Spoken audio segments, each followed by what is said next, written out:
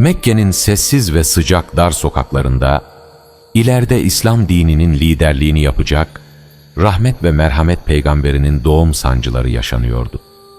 Gecenin sonuna doğru, yıldızlar daha da parlak bir hal alarak, yeryüzünden gelecek müjdeli bir haber bekliyordu. İşte o anda, sabaha karşı doğum gerçekleşti.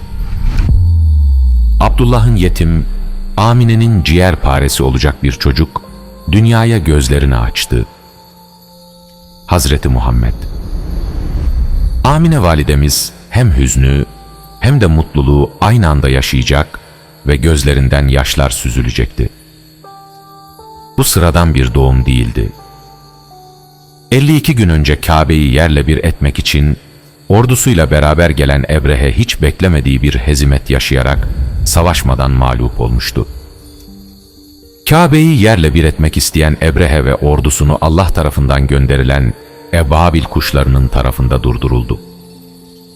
Bu kuşlar pençelerinde taşıdıkları küçük taşlarla Ebrehe'yi ve onun kibrini yerle bir etmiş ve insanlık tarihine bir mesaj vermiştir. Fil vakası, gelecekte yaşanacak olayların habercisi gibiydi. Herkes yaşanılan bu olayın devamında bazı hadiseler meydana geleceğini düşünmeye başlamıştı. İnsanlar bu olayın altında bir sebep aramaya koyulmuş, merak içinde ve nelerin yaşanabileceğini tahmin etmeye çalışıyorlardı. Dedesi Abdülmuttalip, torununun dünyaya geldiği haberini aldığında, kalbi büyük bir sevinçle doldu. Bu sevinç, yılların tecrübesine sahip bir insanın kalbini bile titreten, alışılmış mutluluklardan çok daha farklı bir histi. Adımları hızlandı, fakat yüreği sakinleşmişti. Torununu ilk kez gördüğünde, yüzünde alışılmadık bir ifade sezdi. O yüzde, yalnızca masum bir bebeğin saflığı değil, aynı zamanda derin bir mana gizliydi. Bakışları, Abdülmuttalib'in kalbine dokunmuş, onda tarif edemediği bir güven ve umut uyandırmıştı. İçinden, bu çocuk farklı çıktı diye geçirdi. Ancak bu farklılık, kelimelerle anlatılabilecek türden değildi. Sanki yıllardır beklenen bir misafirin, nihayet gelmiş olmasının huzuru vardı içinde. Mekke'nin ileri gelenlerini çağırttı. Sofralar kuruldu, insanlar toplandı. Herkesin gözü beşiğin etrafında toplanmıştı. Fısıltılar arasında tek bir soru dolaşıyordu. Bu çocuğun adı ne olacaktı? Meraklı bakışlar Abdülmuttalib'e çevrildiğinde o bir an durdu.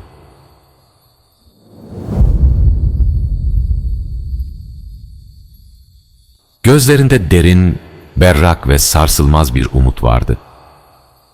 Sanki söyleyeceği isim yalnızca o anı değil, geleceği de etkileyecekti. Sakin ama kararlı bir sesle konuştu.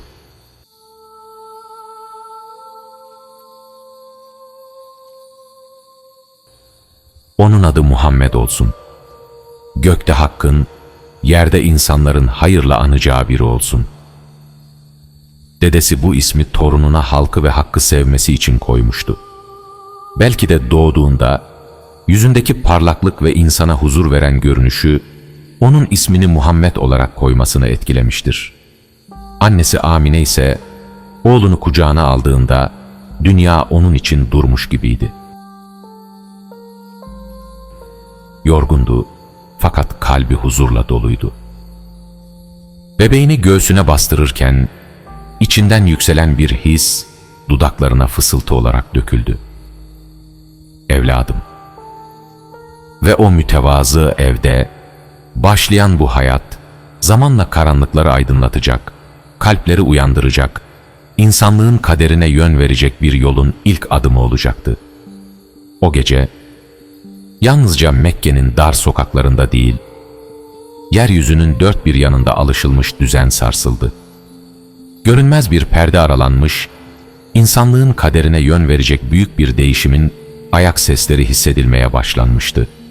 Asırlar boyunca değişmeden süregelen dengeler, sessizce ama kararlılıkla yerinden oynuyordu. Medain'de, ihtişamıyla dillerde dolaşan Kisra'nın sarayında, yüzyıllardır dimdik ayakta duran sütunlar, büyük bir gürültüyle birer birer çöktü.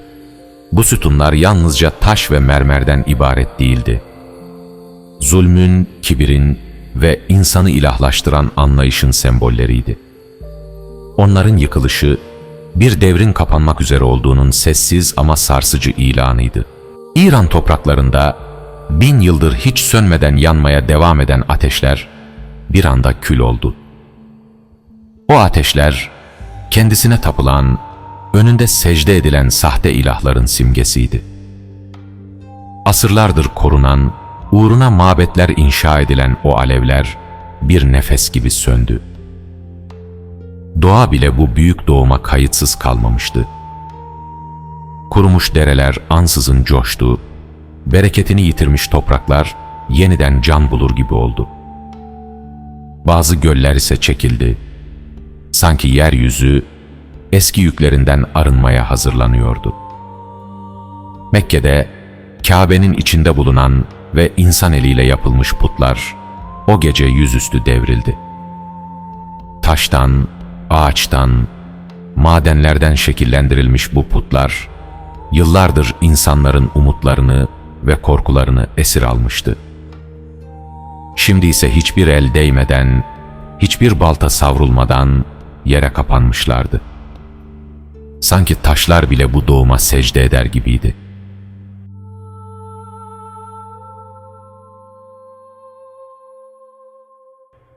Sanki kainat, yaratılış maksadını yeniden hatırlıyor, Hakk'ın gelişini selamlıyordu. Allah inancı dışındaki bütün batıl inançlar, bu doğumdan sonra yıkılmaya başlamıştı. Bu hadiseler, yalnızca olağanüstü olaylar zinciri değildi. Bunlar, karanlık çağların sona erdiğini, cehaletin, zulmün ve haksızlığın saltanatının çatırdamaya başladığını haykırıyordu. Asırlardır insanların inandığı batıl inanış ve düşünceler yok olacak, hak gelip batıl zayi olacaktı. Hazreti Muhammed, aynı zamanda arkasında güçlü soy bağı olan bir ailede, Mekke'nin saygın ailelerinden birinin ferdi olarak doğmuştu. Babası Abdullah, Mekke'nin itibarlı ailelerinden Haşimoğullarına mensuptu. Haşimoğulları, Kureyş içinde sözü geçen, güvenilen ve saygı duyulan bir aileydi. Misafirperverlikleri, adaletleri ve vakarlarıyla tanınırlardı.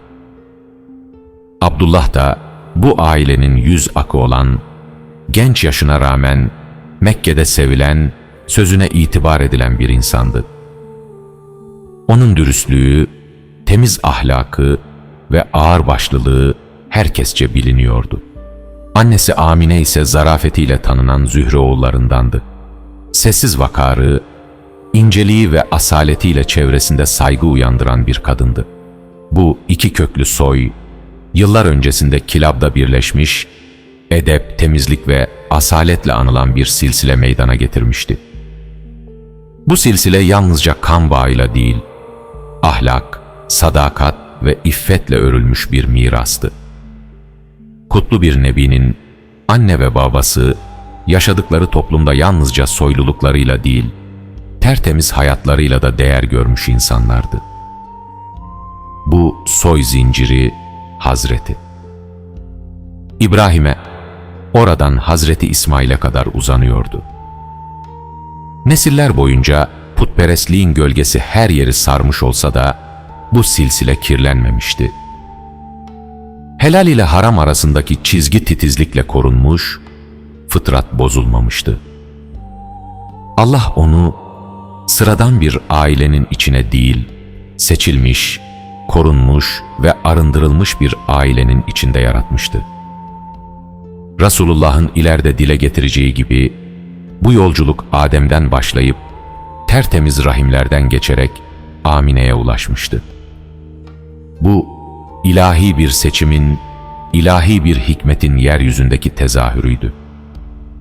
Ve böylece, hem göklerde hem yerde yankı bulan bu doğum, insanlığa unutulmuş hakikati hatırlatacak, karanlıkları yırtacak bir nurun başlangıcı oldu.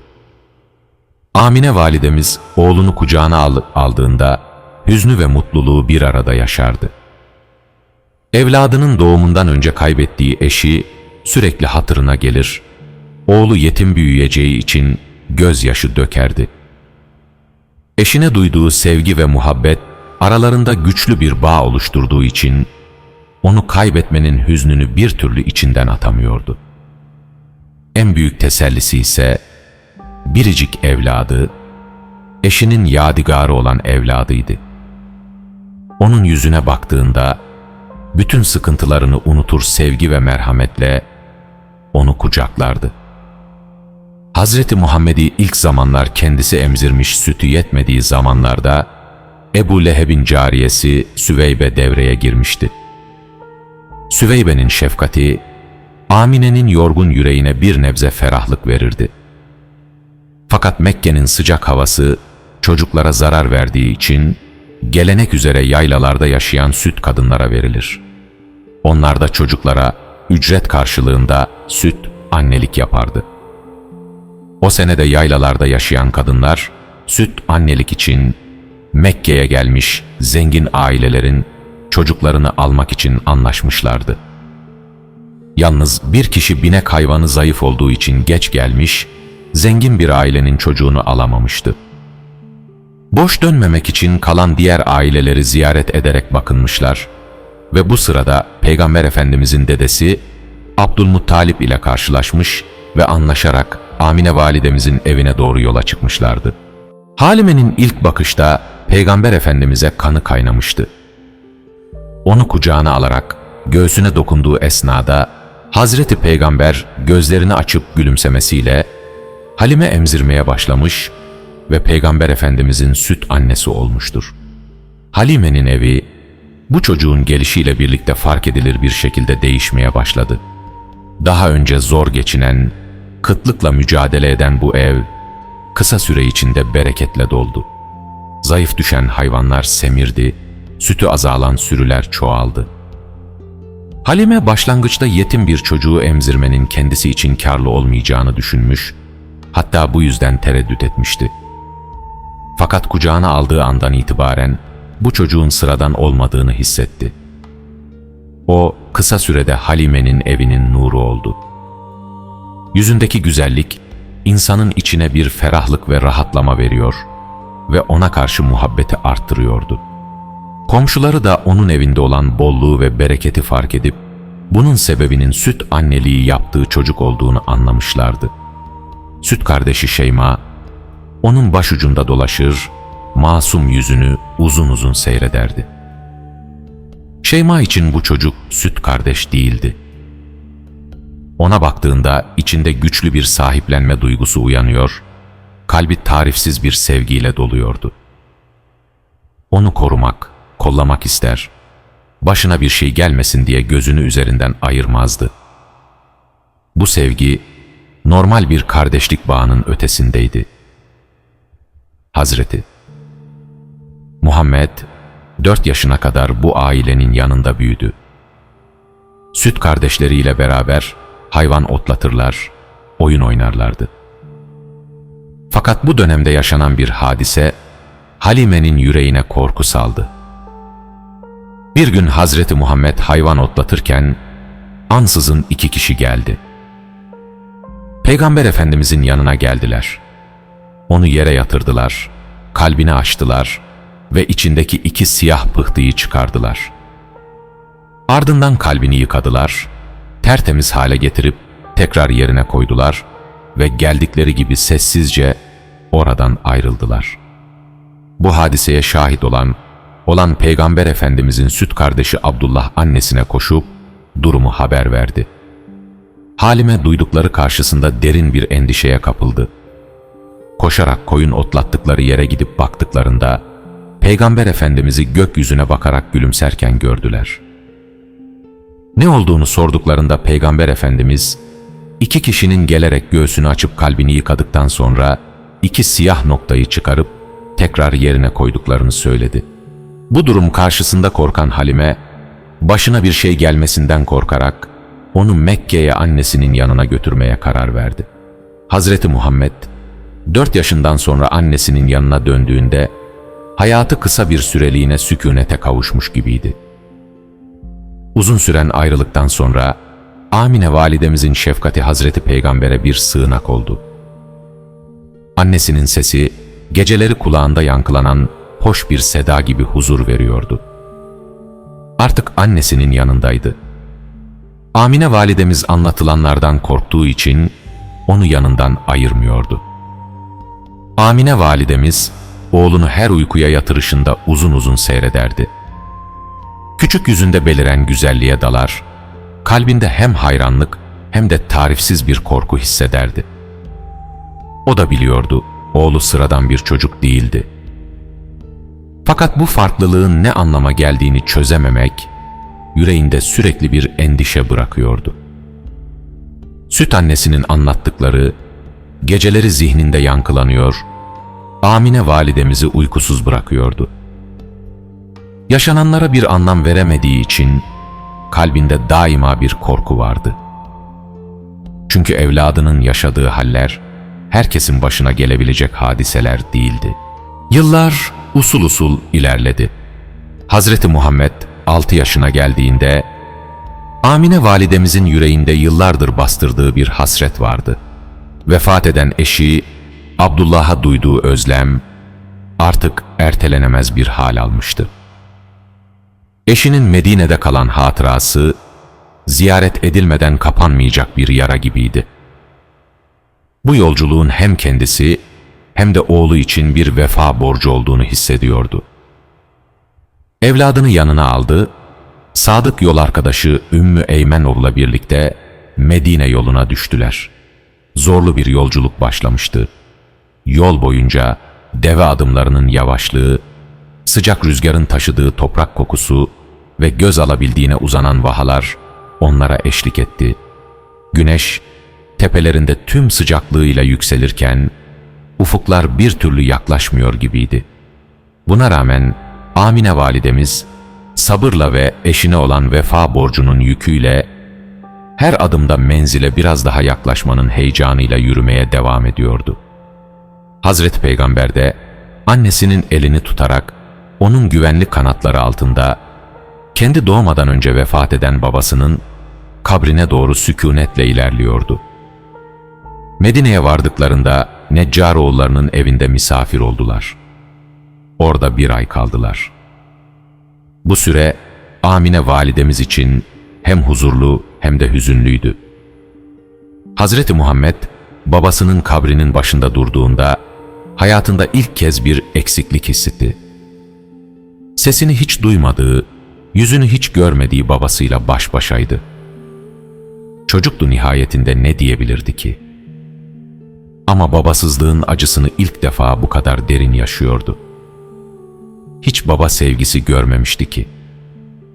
Sıla-i rahim bitmiş, dönüş yolu için hazırlık yapıp yola koyulmuşlardı. Ebada aniden nüks eden bir hastalık Amine validemizi yatağa düşürdü. Gecenin sessizliği çökmüş, çöl rüzgarı yavaşlamıştı. Amine validemizin nefesi ağırlaştı, yüzü soldu. O an zaman sanki durmuş gibiydi. Hazreti Muhammed annesinin yanından bir an bile ayrılmadı. Küçük elleriyle onun elini tuttu. Amine validemiz gözlerini oğlunun yüzüne çevirdi. Bakışlarında hem veda hem dua vardı. Sözcüklere dökülmeyen bu bakış, bir annenin evladına bıraktığı son hatıraydı. Kalbinden yükselen teslimiyet yüzüne yansımıştı. O an Hazreti Muhammed bir kez daha yalnız kalmanın eşiğindeydi. Gecenin karanlığında annesinin elini tutarken kader onu ağır bir imtihana hazırlıyordu. Amine validemiz oğlunu son kez bağrına bastığında kolları titriyordu. Göğsüne yasladığı bu küçük beden hem dünyaya bıraktığı en kıymetli emanet hem de kalbinin bir parçasıydı. Titreyen sesiyle kelimeleri güçlükle toparlayarak evladı için niyazda bulundu. Duaları yarım kaldı. nefesi ağırlaştı. Ardından sessizce ruhunu teslim etti. Çölde acı bir sessizlik ve derin bir üzüntü vardı. Hazreti Muhammed, ölümü daha önce hiç görmediği babasının yokluğuyla tanımıştı. Babasızlığın ne demek olduğunu biliyor, babasızlığın acısını içinde taşıyordu. Fakat şimdi, sevgisiyle onu sarıp sarmalayan, merhametiyle onu güvende tutan annesini kaybettiğinde, içine tarif edemediği bambaşka bir acı doğdu.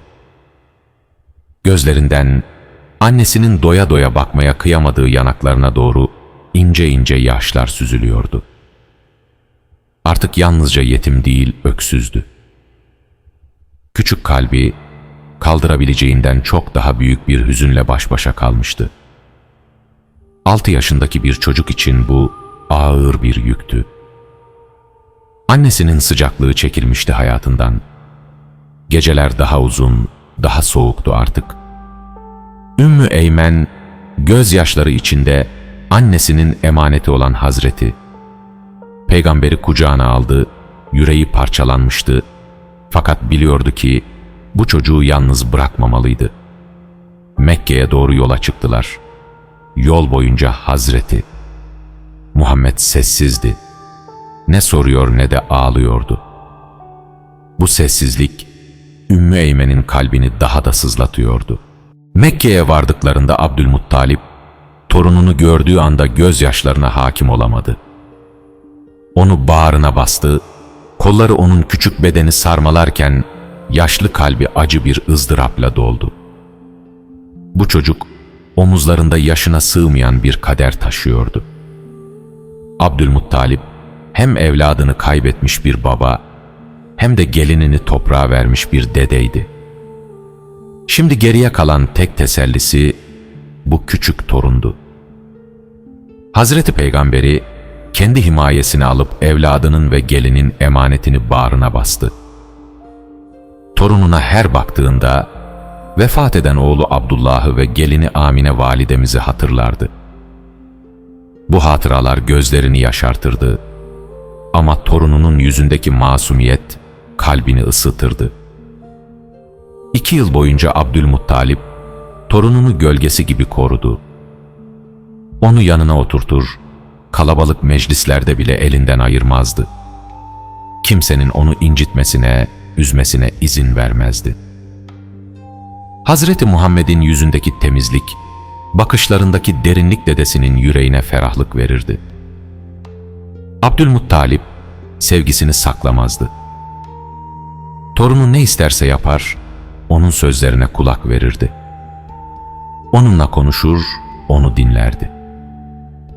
Bu sevgi, Hazreti Muhammed için anne ve babasının yokluğunu bir nebze olsun unutturuyordu.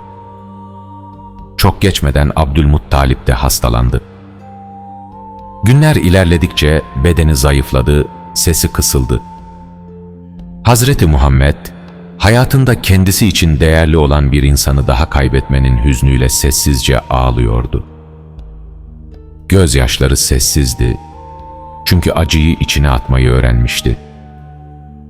Dedesinin şefkat ve sevgisi, anne ve babasının yokluğunu bir nebze olsun bastırmıştı. Şimdi o sevgi de ebediyete gidiyordu. 8 yaşına geldiğinde Abdülmuttalip bu dünyadan göçtü. Ölüm döşeğinde torununun elini tuttu ve emaneti oğlu Ebu Talib'e bıraktı. Böylece Hazreti Muhammed bir kez daha yeni bir hayata adım attı.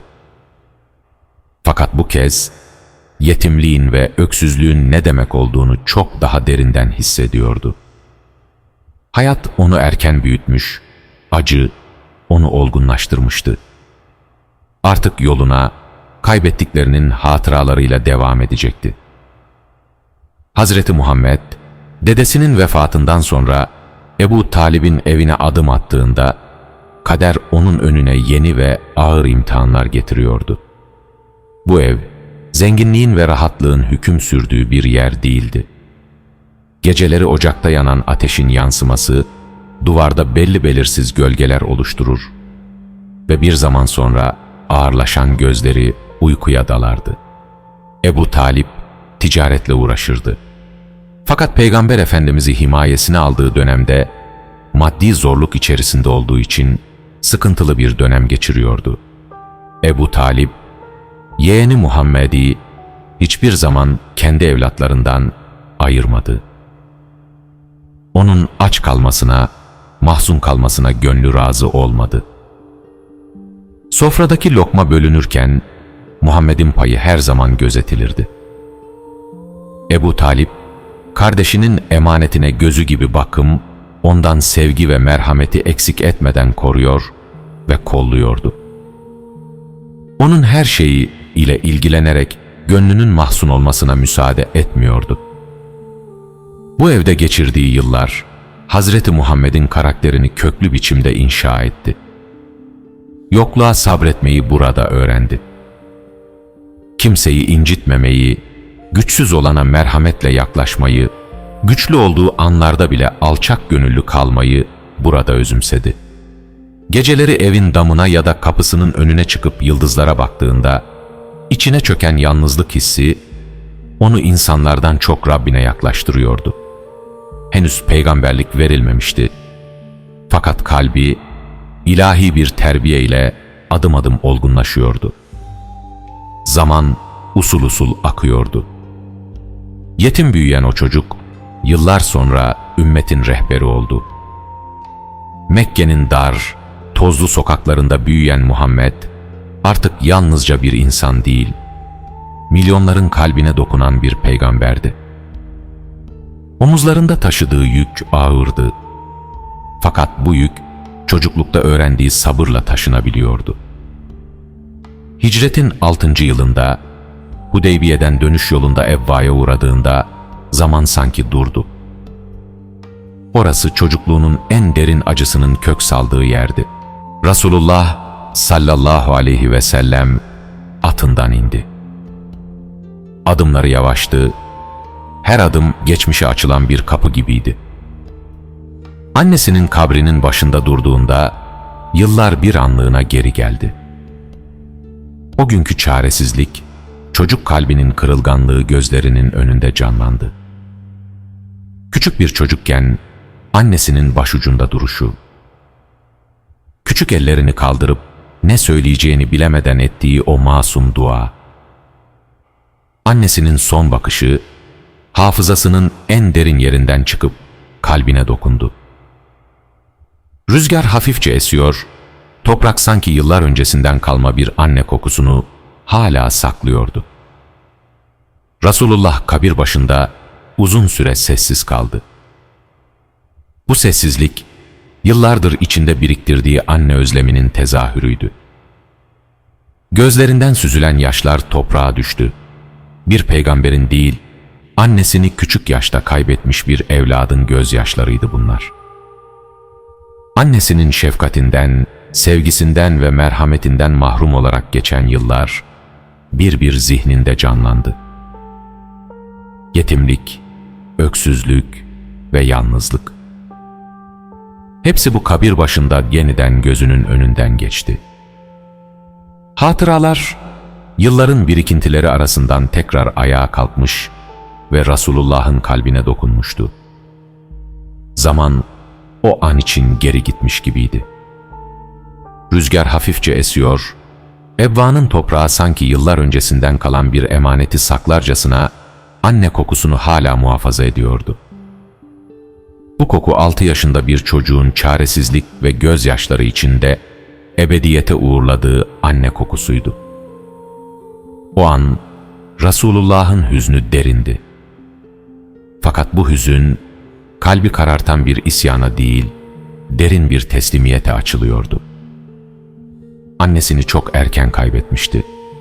Ama Rabbine olan yakınlığı bu büyük kaybı anlamlandırmasına imkan vermişti. Kabir başından ayrılmaya hazırlanırken kalbinde hem ağır bir hüzün hem de insanı kuşatan büyük bir şefkat vardı. Çünkü o acıyı tanımıştı. Acının içinden geçerek merhameti öğrenmişti. Ve bu merhamet artık yalnızca kendi yaralarını değil, yeryüzündeki bütün yaralı kalpleri sarmaya hazırlanıyordu. Sahabiler, Resulullah'ın bu halini hayret ve derin bir sükût içinde izliyordu. Hayatları boyunca nice savaş görmüş, açlıkla sınanmış, işkencelere sabretmişlerdi. Fakat şimdi karşılarında duran bu manzara hepsinden daha ağırdı. Bir peygamberin ümmetinin önünde, annesinin kabrinin başında bu denli sessiz ve kırılgan duruşu onların yüreklerine dokunmuştu. Onun gözlerinden süzülen yaşlar yalnızca toprağa değil sahabilerin kalplerine de düşüyordu. Hiçbiri konuşmaya cesaret edemedi. Çünkü bu sessizlik kelimelerden daha ağırdı. Resulullah'ın omuzlarının hafifçe titrediğini fark edenler oldu. Kimileri başını önüne eğdi, kimileri gözyaşlarını tutamadı. Onlar yalnızca bir peygamberin değil, annesini küçük yaşta kaybetmiş bir evladın acısına şahitlik ediyorlardı. Bu manzara sahabileri de derin bir kedere sürükledi. İçlerinde Hazreti Peygamber'in yaşadığı acıyı kendi kalplerinde hissederek sessizce ağlayanlar vardı. Çünkü o an onun kalbindeki yaraya en yakın oldukları andı. Uzun süren bu sessizliğin ardından Resulullah sallallahu aleyhi ve sellem başını yavaşça kaldırdı. Yüzünde derin bir hüzün vardı. Fakat bu hüzün isyanla değil teslimiyetle yoğrulmuştu. Dudaklarından yalnızca birkaç kelime döküldü. Sesi sakindi. Fakat bu sakinlik kalpleri titreten bir hüzün yarattı. "Annemin bana olan şefkatini hatırladım," dedi. Bu cümle sahabilerin yüreğine ağır bir darbe gibi indi. Çünkü duydukları şey sıradan bir hatırlayış değil. Bir peygamberin kalbinde hala diri duran anne hasretinin, kapanmamış bir yaranın sessiz itirafıydı. Yıllar geçmişti. Vahiy inmiş, ümmet oluşmuş, omuzlarında insanlığın yükü taşınmıştı.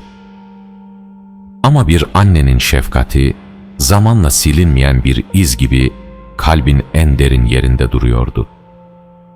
O, annesinin sesini, bakışını, son duasını unutmamıştı. Unutamamıştı. Resulullah biliyordu ki, hükmün sahibi Allah'tı. Kaderin bütün ipleri onun elindeydi. Babasını hiç tanımadan yetim kalmış, annesini küçük yaşta kaybederek öksüz kalmıştı. Ardından dedesini, sonra da sığındığı diğer merhamet kapılarını birer birer yitirmişti. Hayatı sevdiklerini kaybetmenin hüznüyle yaşamıştı. Fakat Rabbi, aldığı her şeyin yerine daha yücesini koymuştu. Annesinin sevgisini almıştı ama yerine ilahi sevgiyi vermişti. Onu yalnız bırakmamış, kalbinde kendine olan sevgisini pekiştirmiş, ümmetinin sevgilisi kılmıştı. Yetim başlayan, öksüz devam eden bu hayat onu kırmamıştı. Aksine kalbini inceltmişti. Acı, yüreğini sertleştirmemiş, merhametini çoğaltmıştı. Çocukken tattığı yalnızlık onu insanlara yaklaştırmıştı. Açlık paylaşmayı öğretmişti. Yokluk, şükrü, kayıplar, sabrı. İşte bu yüzden o, insanlığın acısını anlayabiliyordu. Çünkü acıyı uzaktan tanımamış, bizzat yaşamıştı. Bu uzun ve çetin hayat yolculuğu, onu ümmeti ve bütün İslam alemi için rahmet ve merhamet peygamberi yapmıştı.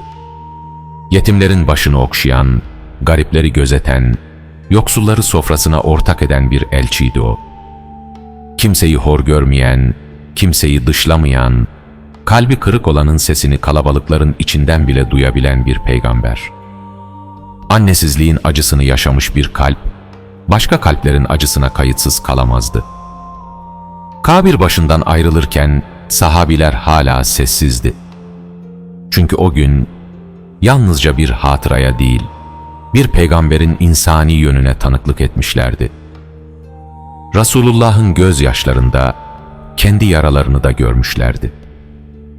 Ve anlamışlardı ki onun merhameti sadece ilahi bir lütuf değil, yaşanmış bir hayatın, taşınmış bir acının ve sabırla yoğrulmuş bir kalbin meyvesiydi.